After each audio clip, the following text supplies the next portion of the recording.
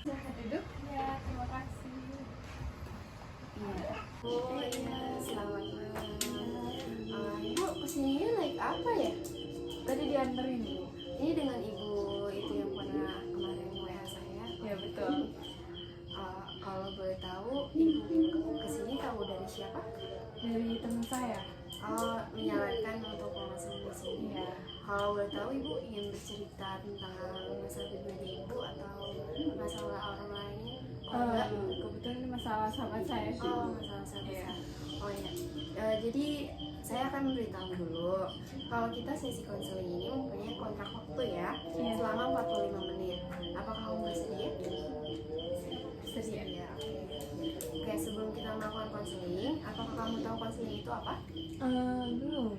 Sebelumnya udah pernah melakukan sesi konseling juga? Belum juga ya. Oke, ibu jelaskan ya bahwa konseling itu adalah suatu proses yang memberikan bantuan atau solusi dari konselor, yaitu saya sendiri, pada klien itu kamu. Nah di sini kan kamu ingin menceritakan sahabat kamu, berarti kamu itu termasuk konsulti ya. Iya. Jadi konsulti itu ada pihak ketiganya, itu teman kamu sendiri. Jadi berarti di sini posisi ibu sebagai konsulti seperti itu ya. Ibu, di sini saya mau nanya, kalau semisal saya cerita sama ibu ini itu, karena saya kan emang belum pernah ya, apa itu bakal kesebar atau gimana?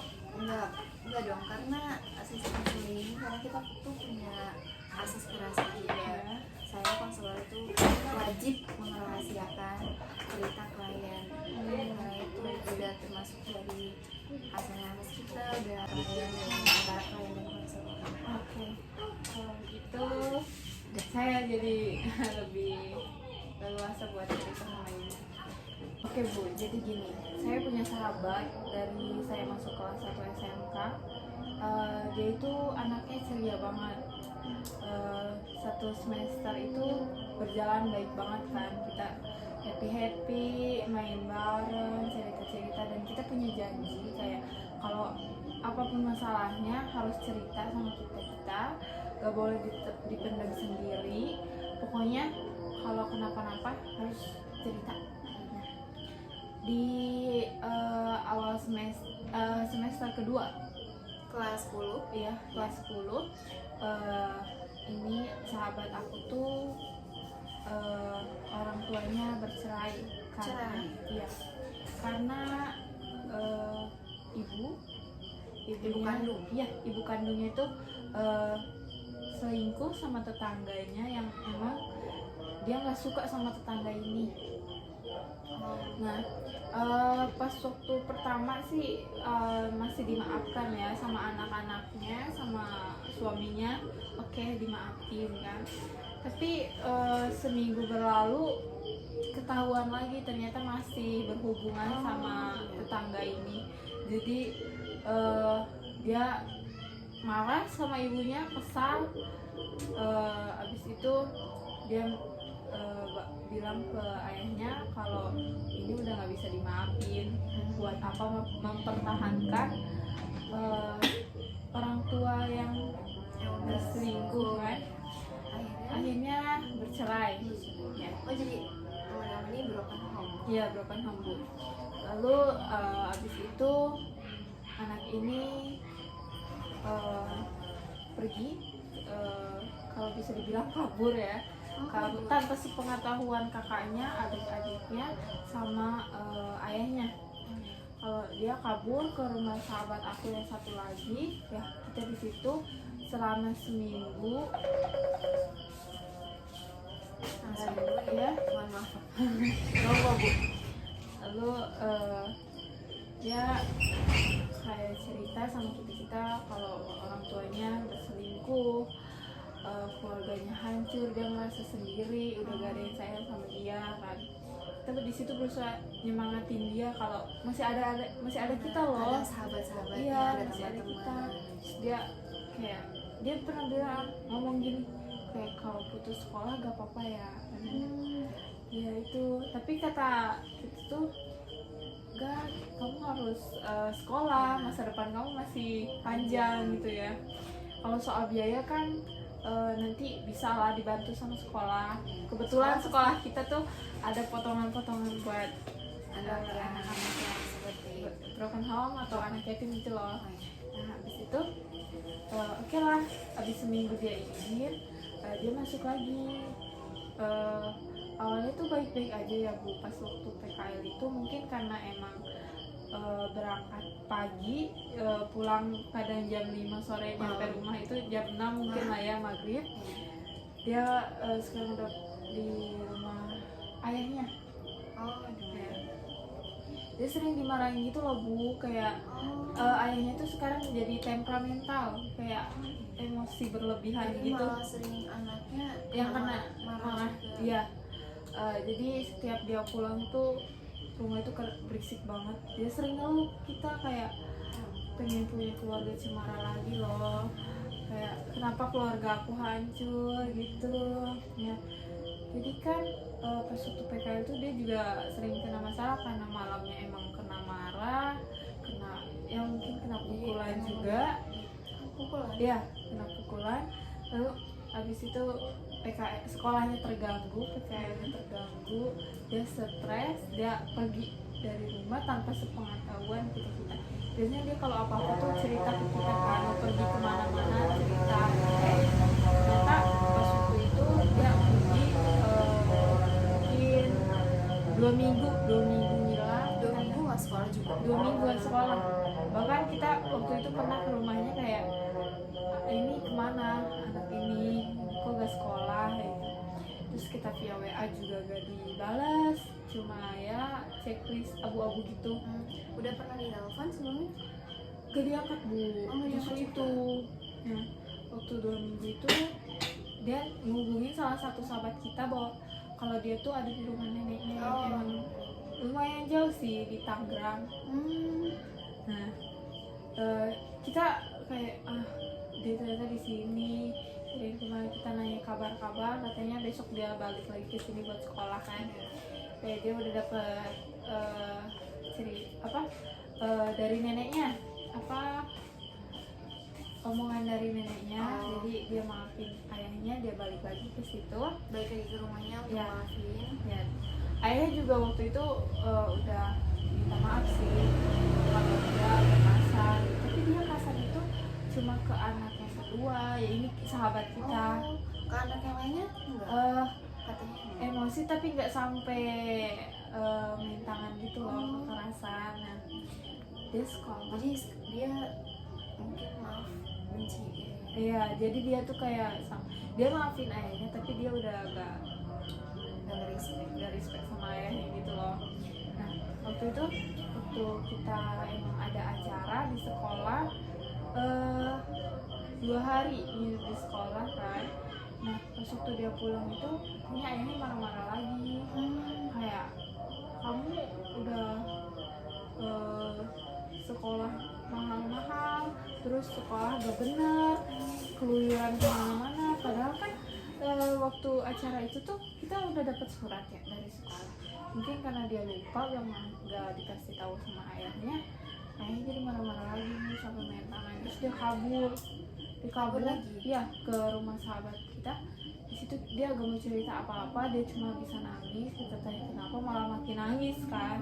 Kayak dia sempat mau ngakhirin hidupnya sih, kayak buat apa hidup kalau gak ada yang sayang sama gua gitu.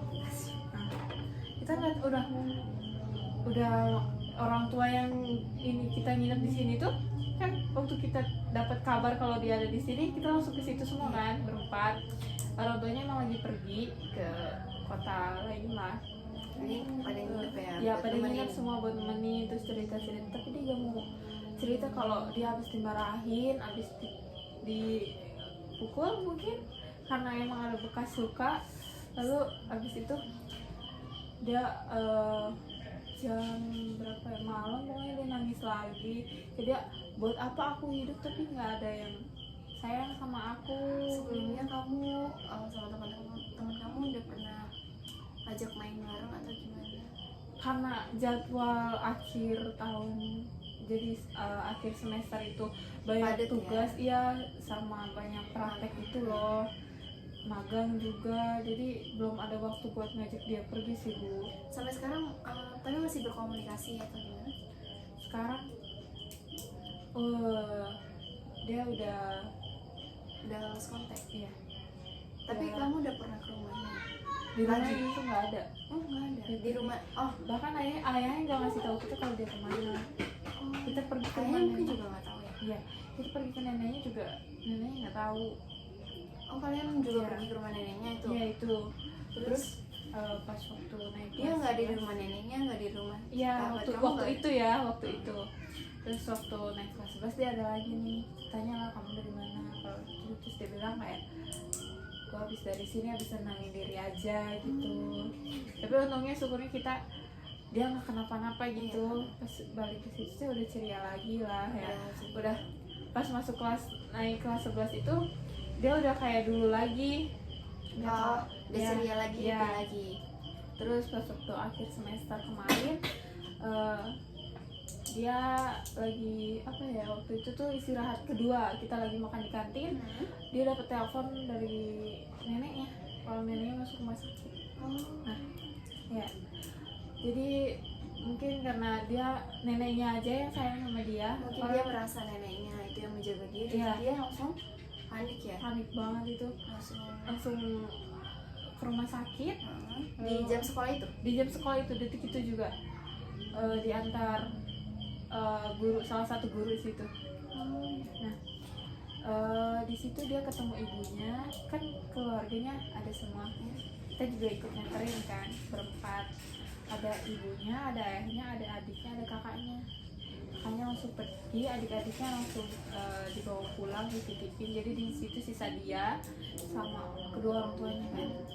Itu kedua orang tuanya kayak berantem lah, karena Berantem lagi. iya berantem lagi, saling salahin kan, karena mungkin ibu ini tuh, ibu dari ayah ini tuh, neneknya dia tuh kayak kepikiran sama anaknya, kayak terus dia langsung ayahnya tuh langsung marahin ke anak kedua ini, sahabat kita, kayak dia nyalahin kayak kamu cerita apa aja ke nenek sampai nenek drop kayak gini. Jadi orang tua malah menyalahkan anak. Iya. Oh iya. Nah situ kita coba bela sahabat kita dong, walaupun ya gak sopan sih namanya ikut campur urusan orang lain, tapi kita gak terima sahabat kita diginiin kan.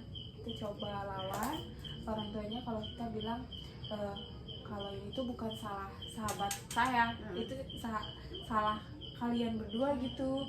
Kayak ibunya gak terima, marah-marah terus, dia pergi.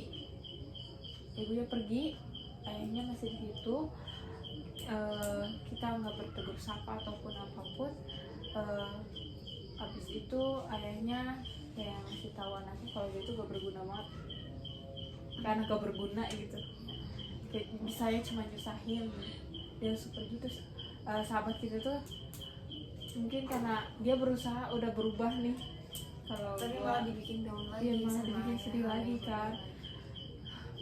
Di situ neneknya udah mulai membaik kan, baru kita pulang. Dan neneknya itu nggak pulang ke rumah yang di Tangerang itu, jadi dia pulang ke rumah ayahnya, soalnya itu lebih ya bisa dibilang lebih dekat dirawat lah ya. Jadi kan nanti harus kontrol lagi, rawat jalan gitu, karena sahabat kita itu sayang banget sama nenek. Nah, jadi dia ikut tinggal lagi sama sama ayahnya ini. Kalau ibunya emang udah pergi, nggak tahu. Ibunya udah meninggal. Dia udah gak tahu kalau ibunya kemana, nggak pernah cerita tentang ibunya, jadi kita juga gak tahu kan. Itu tuh neneknya membaik lah ya. Terus ayahnya semakin nggak tahu kenapa, mungkin karena emang banyak masalah tentang keuangan, tentang apa ya, Jadi emosional banget. lebih emosional. Abis itu si anak ini tuh coba buat kerja, jadi dia lalai sama sekolahnya. Bukan lalai sih, kayak buat apa sekolah, tapi gue mending kerja bantuin pengobatan nenek gitu. Nah jadi dia di situ udah mulai gak pernah sekolah, kayak sehari masuk tuh cuma kayak ngelamun, buat apa sih sekolah, mending kerja, kayak cariin kerjaan dong buat aku gitu. Nggak ada gairah untuk udah sekolah kan, karena sekolah itu kan bayar swasta ya. Terus habis itu anak ini kemarin itu sebelum ulangan akhir semester dia gak ikut. Dia ulangan ikut seminggu sebelum ulangan itu dia gak sekolah. Waktu itu sekolah sehari cuma buat ambil buku-buku, kan dia buku paket masih ada di bukan balikin, ngambil buku di kelas dibalikin ke perpus kan. Kayak kok dibalikin sih, kita kan sekolah masih 1,5 tahun kan, masih lama, buat apa dibalikin? Gak apa-apa, dia kayak nyembunyiin sesuatu kan, tapi gak mau cerita sama kita. Itu kita kayak ayo ini full time buat cerita-cerita lagi di rumah ini ya. Nah kita aja gitu, tapi kata dia nggak dulu deh, gue masih ada urusan yang belum gue urus gitu. Dia pergi pas waktu pulang sekolah kita inisiatif buat ke rumahnya. Nah kita dia udah nggak di situ. Terus kamu tanya via telepon atau dia nggak jawab? Nggak jawab. Kita ke situ emang keluarganya udah pindah sih, tapi kita nggak tahu pindah kemana. Tapi sampai sekarang dia nggak sekolah. Nggak sekolah, tapi dia nggak putus sekolah, kayak nggak di DO gitu enggak, tapi dia kayak alfa gitu loh. Jadi kan terus-terusan gitu. Iya, jadi soal keuangan juga kan itu nggak di stop, berjalan terus. Nah iya, kita nggak tahu gue harus gimana, kayak kita tuh kangen banget dia yang dulu, tapi dia udah pergi. Kayak kita bingung harus kayak pas waktu itu pernah ngechat kakaknya kan, nanya kalau keadaan dia gimana. Ternyata kakaknya emang udah ngekos, nggak bareng orang tuanya. Iya, jadi sahabat kamu juga nggak ada kabar. Iya gitu Bu, kita nanya ke rumah yang lama, nanya dia kemana, tapi nggak ada yang tahu. Di sini permasalahan sahabat kamu sangat ini berat sekali. Di masa remaja ini emang benar-benar kita tuh remaja emang harus butuh kedua orang tua kita tuh rangkul. Dan ini sahabat kamu posisinya udah cerai dan bapaknya udah main tangan gitu, dan dia udah kena mental itu, udah kena fisik juga. Mungkin saran ibu kamu harus menyarankan teman kamu samperin ya. Mungkin udah pindah, kamu tanya-tanya tetangga mungkin ini pindahnya kemana. Itu coba tanya pindahnya kemana, pasti tetangga itu tahu kan pindahnya kemana, dan kamu cari tahu, dan kamu mungkin saranin itu harus ke psikolog sih, karena itu udah pernah mental fisiknya juga itu. Apalagi dia mau bunuh diri kan, ya, mau waktu itu ya bilang kayak gitu tuh udah tahap dasar dari orang yang melakukan. Iya. Kalau udah orang yang gitu harus selain juga kayak kita gini, butuh khusus orang ahli juga itu buat nanganin. Dan mungkin kalian juga harus lebih sopan sama orang ya, mungkin kesel sih ya, kebawa emosi waktu itu Bu, karena emang kita udah capek sekolah, perjalanan jauhnya ke sana, kayak maki-maki anaknya gitu, kayak kita gak terima sebagai sahabatnya gitu loh Bu. Jadi coba kamu harusnya bilang ke orang tuanya gitu, sayangilah anak-anaknya gitu kan, karena masa depan itu juga buat mereka juga kan. Kayak ada tambahan lagi untuk menikmati dengan keluarga kayak gitu, kalian harus mendukung sepenuh hati nih. Kalian harus benar ada dia, gue ada nih jangan pernah merasa sendiri gitu. Coba kamu kalau lulus kontak dari 1 bulan itu ya, coba tanya kakaknya juga. Kamu udah sempat tanya kakaknya belum? Waktu itu sih udah lama ya. lama. Nah, coba tanya lagi, Kak, temen kamu sahabat ini tuh kemana gitu kan ya, saya ingin bertemu karena takutnya terjadi apa-apa yang tidak diinginkan, apalagi dia ingin mencoba mengakhiri hidup tuh udah sangat bahaya banget sih. Dan kamu kalau udah bertemu, kamu peluk, kamu rangkul, tenang, ada kita gitu dan kamu harus coba bawa teman kamu itu ke ahlinya, itu psikolog. karena itu benar-benar udah butuh bantuan tenaga ahli, karena dia udah merasa dirinya udah benci orang tuanya. Iya. Dia cuma disayang sama neneknya, dia merasanya teman-temannya juga nggak tahu dia gimana kan, apa tuh terjadi apa seperti itu. Setelah kamu nanya kakaknya mungkin juga nggak ada jawaban karena kakaknya kos kan, coba kamu tanya pihak ke sekolah, wali kelas juga, Iya. Bu ini udah ada kabar belum gitu, karena emang takut ya kalian juga kan, karena itu sahabat kalian. Oke, makasih banget loh Bu sarannya. Nanti coba aku Iya, tanya ke tetangga, tetangga pihak sekolah. kakaknya. Mungkin kalau misalkan kalian udah bertemu sahabat kalian harus benar-benar mendukung sepenuhnya, karena dia merasanya dia merasa sendiri, dia butuh dukungan, dia butuh support, semangat untuk menjalani hidupnya lagi kan. Iya. Karena masa depan itu masih panjang banget. Dan kamu pun kalau jangan sampai mengakhiri hidup, apalagi kayak misalkan enggak, kalau kamu punya masalah itu sebaiknya kamu bercerita ke orang yang mungkin kalian percaya, seperti kita mungkin dari saya coba menanyakan lebih luas lagi kepada kabarnya itu ke tetangganya, kakaknya, pihak sekolah juga wajib, karena itu sahabat kalian dan saya juga sangat tersentuh dengan ceritanya itu. Terima kasih sarannya, saya terima. Besok saya akan coba buat cari tahu lagi, karena emang kemarin kita sibuk sama urusan masing-masing. Nanti kalau semisal kita udah dapat kabarnya, apa boleh konseling lagi sama ibu? Gitu. Saya bersedia. Terima kasih ya Bu atas Penjelasannya telah mempercayai saya. ya. Mohon maaf kalau mungkin saya salah dan itu kurang atau ya. Semoga kalian itu tetap semangat dan kamu juga semangat ya. Terima kasih Ibu, mari.